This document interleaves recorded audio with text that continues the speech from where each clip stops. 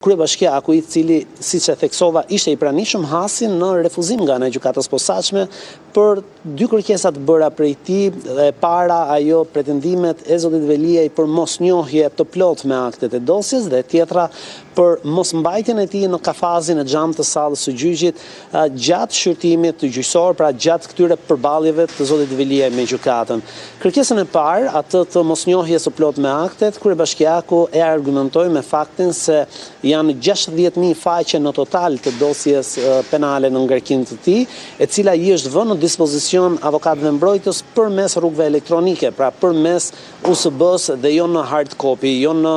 fletë të printuara. Dhe kësaj, duke qenë që ndodhet në një qelitë e paraburgimit dhe në mungesë të pajisjeve teknologjike për të aksesuar një pajisje USB, ai ka të pamundur të njihet plotësisht me aktet e dosjes dhe siç theksoi vetë zoti Veliaj për gjykatës, unë nuk jam njohur thaj me asnjë faqe të dosjes, nuk jam njohur me akuzën ndaj meje dhe në këto kushte jam edhe në pamundësi për të bërë një mbrojtje efektive duke konsideruar të dhe si një shkelje dhe cënim të procesit të rregullt ligjor. Ndërkohë që sa i takon pretendimeve të ngritura nga zoti Veliaj për mosmbajtjen e tij në kafazin e qelçit të sallës së gjyqit, ai pretendoi se ky lloj sjellje, kjo lloj praktike është degraduese, është poshtëruese ndaj tij, pasi i cënon prezumimin e pafajësisë dhe e bën të duket i rrezikshëm në sallën e gjyqit. Ashtu sikur se solli në fakt ai edhe një përqasje me praninë e tij në gjykatën kushtetuese, ku disa javë më parë zoti Veliaj ishte në krah të avokatit të tij mbrojtës në sallën e gjyqit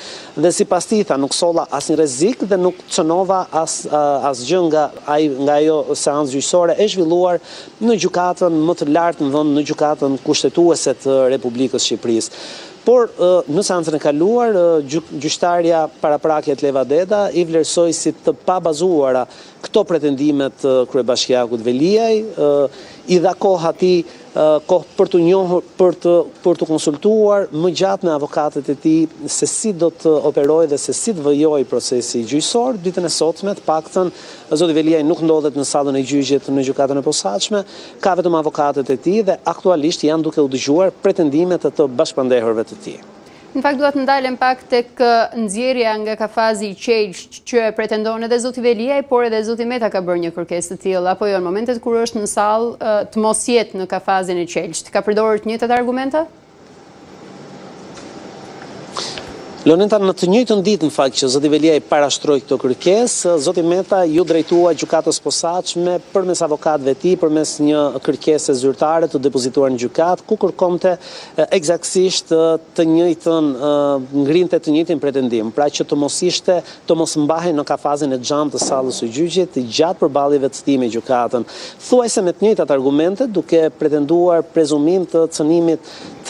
cënim ndjes të prezumimit të pafajësisë, faktin që duket si person i rrezikshëm dhe se i pengohet një mbrojtje efektive, pasi nuk mund të komunikojë me avokatin në çdo kohë, nuk i mohohet sipas tij mbajtja në një kafaz të xhamit në sallën e gjyqit, i mohohet konfidencialiteti me avokatin, reagimi menjëhershëm i tij apo konsultat të vijueshme me avokatin mbrojtës. Një kërkesë që për të cilën do të shprehet gjyqtarja Irena Gjoka, gjyqtare paraprake e procesit paraprak ndaj zotit Meta dhe të bashkëpandehurve të tij, pritet të shprehet në seancën e kaluar. Por nga ana tjetër, për të dy rastet, qoftë për zotin Veliaj, por edhe për zotin Meta, më lejo të theksoj faktin që aktualisht gjykata e posaçme, godina e gjykatës e posaçme që më herët ka qenë gjykata për krimet e rënda, kafazet i ka pasur me hekura dhe kanë qenë me hekura kafazet brenda sallës së gjyqit, por më pas pikërisht